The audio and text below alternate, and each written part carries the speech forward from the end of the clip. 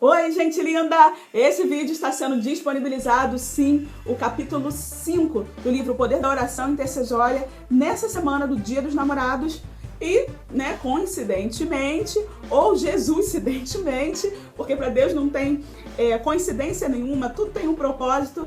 O que vamos falar hoje é sobre o prêmio da intercessão. Mas aproveitando que você está nesse espírito aí de muito amor, o seu amor está sendo também transbordante, de maneira que alcance outras vidas. Se sim, você vai ficar muito entusiasmado com esse capítulo de agora, porque para você que ama não só a si, não só para aqueles que te fazem bem, só para aqueles que estão dentro da tua casa, mas se você consegue expressar esse amor em forma de oração, para você tem um prêmio. Então, o capítulo é um pouquinho grande, então vamos direto para a leitura. Antes de começar a leitura, eu quero lembrar para vocês que o meu vizinho continua em obra.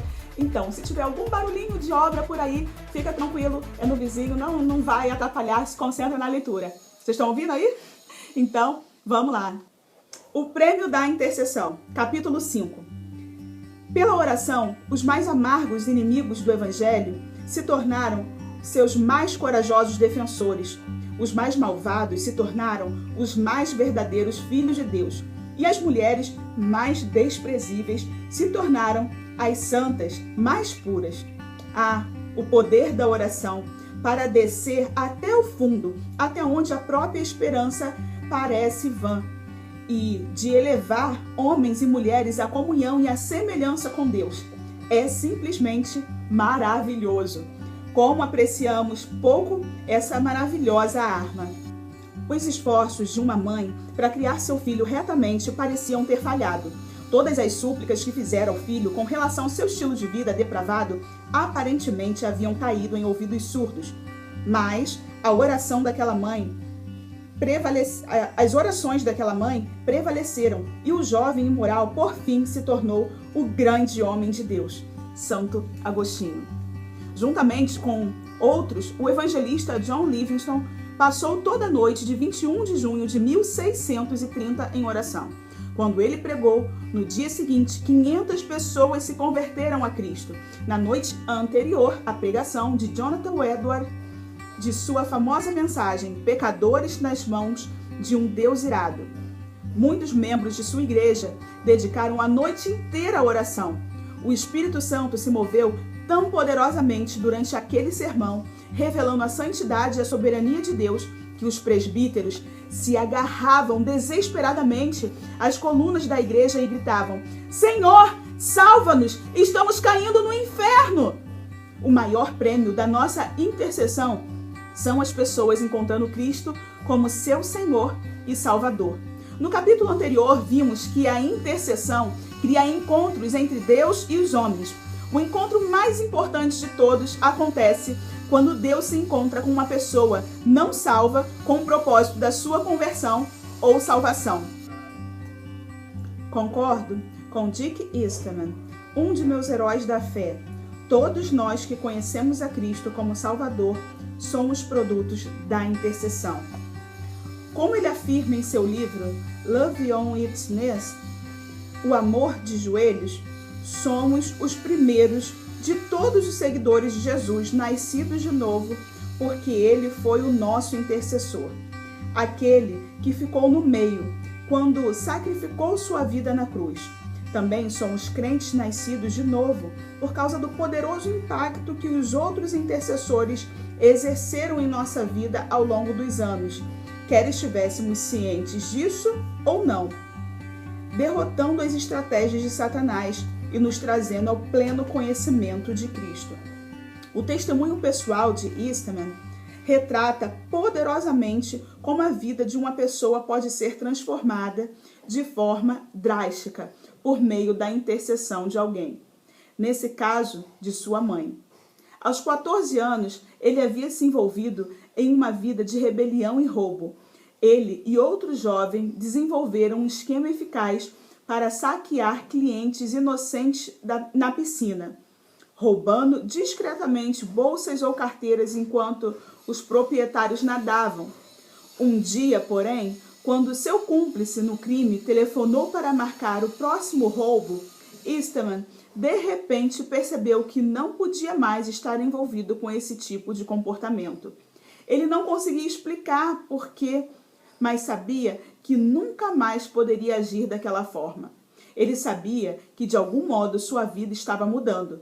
A intercessão de sua mãe, levantando-se contra os planos de Satanás, e sua oração pedindo que Deus fosse verdadeiramente revelado a seu filho, havia prevalecido. Enquanto o outro jovem foi apanhado roubando e foi para a cadeia. Eastman foi para a igreja naquela noite, pois Deus começou a atender às orações de sua mãe. Eastman está convencido de que a oração intercessória está envolvida em toda a alma que um dia foi levada ao conhecimento de Cristo. É claro que está. Deus opera na terra através da oração. E você vai ter o tremendo privilégio de entrar em parceria com Ele para ver as pessoas se encontrarem com Cristo. Pessoas estarão no céu por causa de suas orações. Isso é parte do seu destino como cristão. O inimigo da oração, Satanás, tentará convencê-lo de que suas orações surtem nenhum defeito, mas ele é mentiroso. Em Atos 10, um anjo visitou um homem chamado Cornélio e disse: suas orações subiram como oferta memorial diante de Deus. Deus ouviu sua oração. Atos 10, 4 e 31. Versículos 4 e 31 do capítulo 10 de Atos. As orações desse homem resultaram em salvação pela primeira vez no mundo gentílico, não judeu. O Espírito Santo desceu sobre eles, ver no versículo 44, gerando um encontro glorioso entre Deus e as pessoas. Tudo porque Deus ouviu as orações de um homem, e ele ouvirá as suas orações também. E o resultado serão encontros com Deus.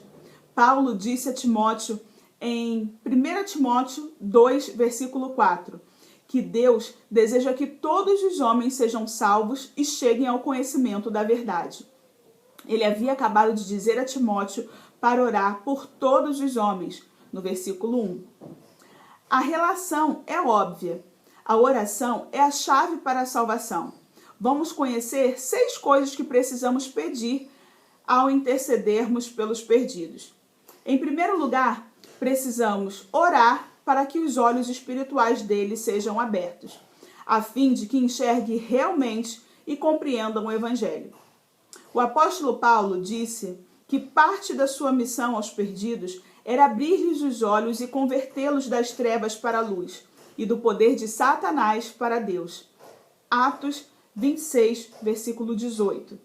Mais uma vez, em 2 Coríntios 4, versículo 4, o Espírito Santo disse: o Deus desta era cegou os entendimentos dos descrentes, para que não vejam a luz do Evangelho da glória de Cristo, que é a imagem de Deus. Fomos ensinados que há um véu ou uma cobertura sobre a mente dos incrédulos, impedindo que eles compreendam Deus. Vê 2 Coríntios 4, versículo 3. Outro versículo, 1 Coríntios 2, versículo 14, declara enfaticamente que eles não são capazes de entender, ênfase do autor, a esfera espiritual e, portanto, as coisas referentes a Deus sem nenhuma revelação sobrenatural. O interessante é que as palavras bíblicas véu e revelação vêm da mesma palavra grega. Uma revelação é um levantar do véu ou uma descoberta. Em outras palavras, aquilo que anteriormente estava encoberto agora foi revelado. Precisamos orar para que os olhos das pessoas não salvas sejam abertos, revelação, a fim de que eles possam ver a Cristo e o seu Evangelho claramente. Isso precisa ser mais do que uma compreensão intelectual, precisa ser um entendimento que penetra o coração. Somente então a pessoa terá a verdadeira fé bíblica que procede do coração e não apenas da mente. Romanos 10, versículo 8 até o 10, descreve essa revelação e a fé transformadora que ela produz. Mas o que ela diz? A palavra está perto de você, está em sua boca e em seu coração. Isto é, a palavra da fé que estamos proclamando. Se você confessar com a sua boca que Jesus é o Senhor e crer em seu coração que Deus o ressuscitou dentre os mortos, será salvo. Pois com o coração se crê para a justiça, e com a boca se confessa para a salvação. ênfase do autor. Estreitamente associada à primeira necessidade de oração, a segunda coisa que precisamos pedir é que todo engano seja quebrado na vida dos incrédulos. A passagem de 2 Coríntios 10, versículos 4 e 5, nos diz que as nossas armas espirituais são poderosas em Deus para destruir argumentos na vida daqueles que estão sob o domínio de Satanás. A expressão destruir argumentos não é entendida com facilidade sem que haja uma melhor definição. Ao longo deste livro, simplesmente criei notas explicativas de rodapé ou finais para a maioria das palavras gregas e hebraicas, de modo a não sobrecarregar você com detalhes técnicos. Entretanto, neste caso, preciso incluir o termo real em grego a fim de indicar sua relação com outras referências. A palavra grega para argumentos, logismo, significa qualquer lógica, filosofia ou sistema de crenças arraigado profundamente na mente de uma pessoa. A nossa palavra lógica, na verdade, vem dessa palavra grega. O conceito inerente a essa palavra vai além daquilo em que uma pessoa pensa, para incorporar também porque ela pensa assim. Mais do que aquilo que ela acredita, é porque ela acredita nisso que importa. Não é apenas como ela age que importa, mas porque ela age daquele modo. Esse tipo de mentalidade pode ser resultado do que foi ensinado a ela repetidamente, como doutrinas, religiões, ateísmo ou uma série de outras crenças. Pode ser resultado também de suas experiências pessoais, fantasias sexuais e perversões, rejeição, feitiçaria, preconceitos e outras. Qualquer experiência ou padrão de comportamento observado pode se encaixar de maneira tão poderosa na mente e nas emoções a ponto de criar um padrão de pensamento.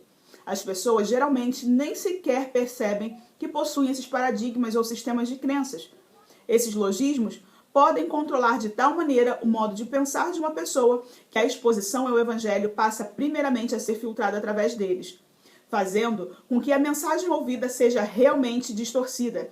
Em outras palavras, as pessoas não ouvem somente o que pregamos, elas ouvem o que comunicamos e o somam àquilo em que já acreditam.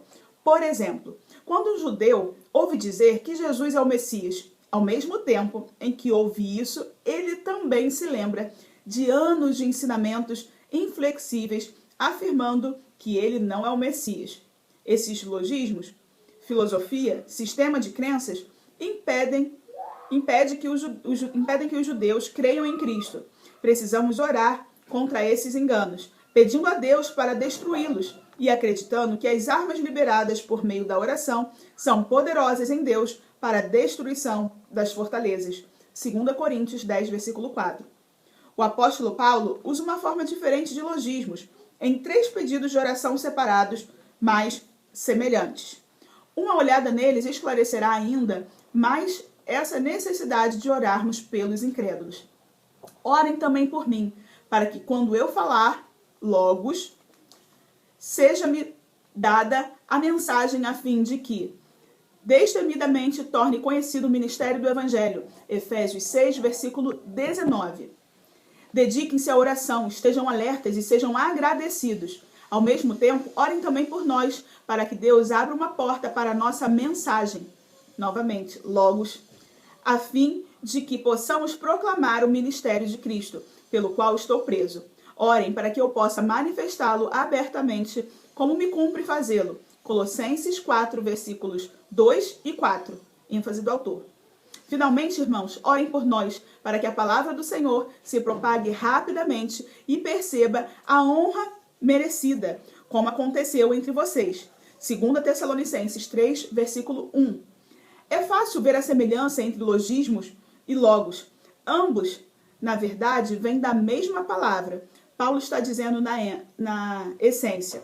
Orem para que eu possa compartilhar a lógica do Evangelho de uma maneira tão clara e poderosa que supere a lógica ou sistema de crenças dos incrédulos.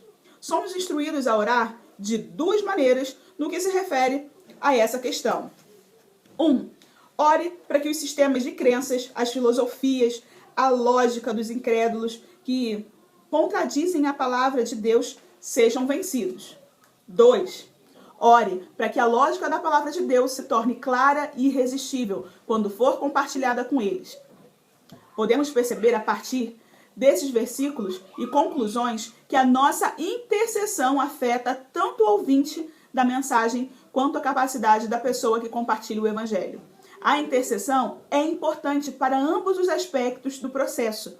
Os grandes ganhadores de almas do passado entendiam esse princípio e dependiam não apenas da pregação, mas também recorriam ao poder da oração, como fazia o apóstolo Paulo. Charles Finney viu centenas de milhares de pessoas salvas em suas reuniões. Ele tinha um parceiro chamado Daniel Nash, mais conhecido como Pai Nash. Ele costumava acompanhar Finney nas reuniões, não para ministrar ou pregar, mas para orar. Às vezes ele ia antes de Finney à cidade ou regiões onde pregaria e passava vários dias em oração antes das reuniões começarem.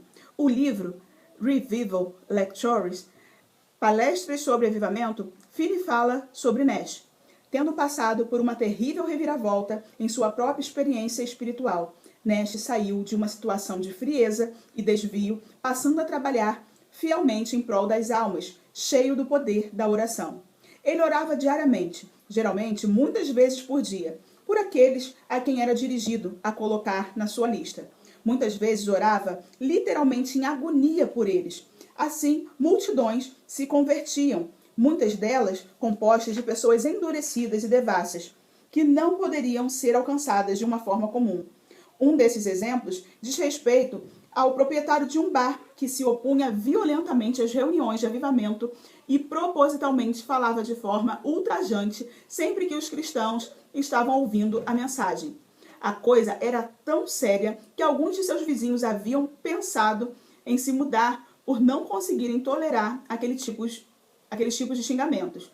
Quando o Pai Nash ouviu falar sobre essa situação, ficou muito triste e começou a orar por aquele homem. Dia e noite ele batalhava em oração por esse jovem ímpio. Vários dias depois, aquele jovem foi a uma reunião e recebeu a Cristo. Sua confissão foi uma das mais quebrantadas que eles já tinham ouvido e pareceu abranger todos os aspectos de sua vida, de sua maneira de tratar Deus, os cristãos, as reuniões de avivamento e todas essas coisas boas. Seu bar imediatamente se tornou o lugar onde eram realizadas as reuniões de oração. A terceira coisa que precisamos pedir quando intercedemos pelos pedidos é que a fortaleza do orgulho que está dentro deles seja destruída. 2 Coríntios 4:4 afirma: o Deus desta era cegou o entendimento dos descrentes. É interessante notar que a palavra grega traduzida como cegou inclui em seu significado o conceito de arrogância e orgulho. Só posso supor que isso aconteça porque o orgulho nos cega para a nossa real situação. Estou certo de que isso é parte da natureza pecaminosa transmitida aos homens por Lúcifer na queda. O pecado de Lúcifer foi o orgulho que levou à rebelião. Ver Isaías 14, dos versículos 12 ao 15. Esse mesmo motivo, o orgulho ou exaltação do ego, foi transmitido aos homens na queda. Também tenho certeza de que esse é um dos principais impedimentos para as pessoas aceitarem a Cristo. O orgulho assume muitas formas, o desejo de governar a própria vida e, portanto, não querer ter o outro Senhor, recusar-se a reconhecer sua condição pecadora e, portanto, sua necessidade de um Salvador, não querer abandonar certos prazeres ou estilos de vida pecaminosos. A boa notícia é que temos autoridade para derrubar essa fortaleza por intermédio da intercessão.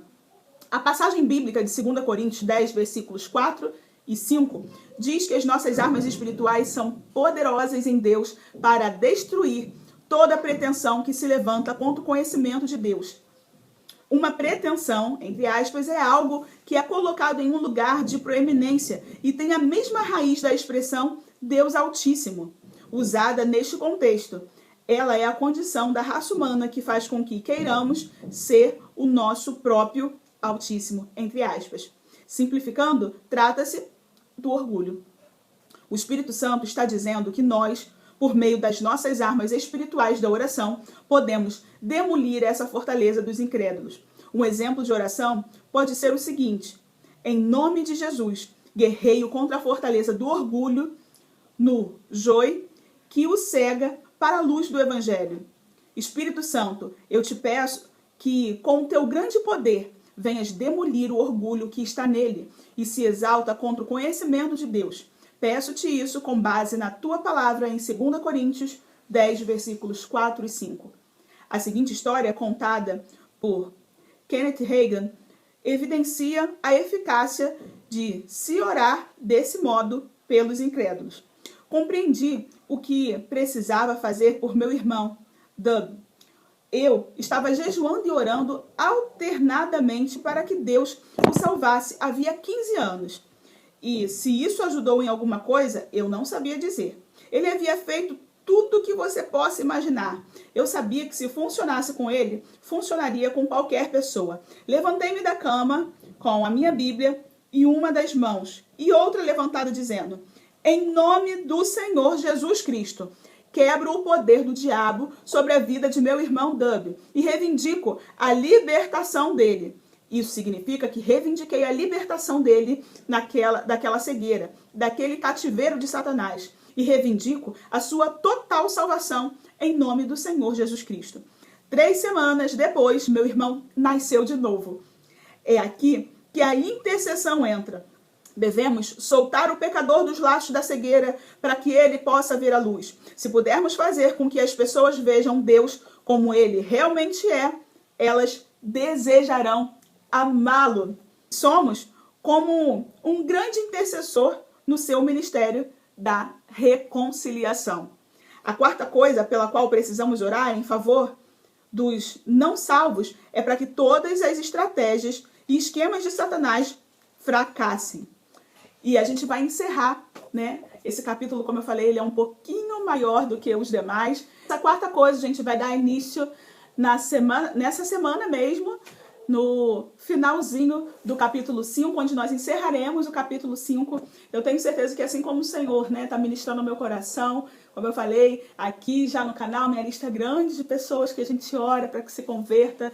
E na situação que nós estamos vivendo, se você se sente de mãos atadas sem ter o que fazer, tira esse pensamento, tira essa crença da sua cabeça, que a oração não adianta de nada, a oração serve só para aliviar sua alma, né, suas emoções. Não é isso. A oração, ela é poderosa em Deus para destruir tudo aquilo que o inimigo se levanta contra a tua vida, contra a tua casa e contra aqueles pelos quais você tem intercedido. Amanhã tem vídeo novo, eu aguardo você aqui. E quinta-feira a gente finaliza o capítulo 5 do livro O Poder da Oração Intercessória. Deixa Deus continuar ministrando no teu coração e continue orando por aqueles que o Senhor tem te despertado. Um beijo grande, até o próximo e tchau!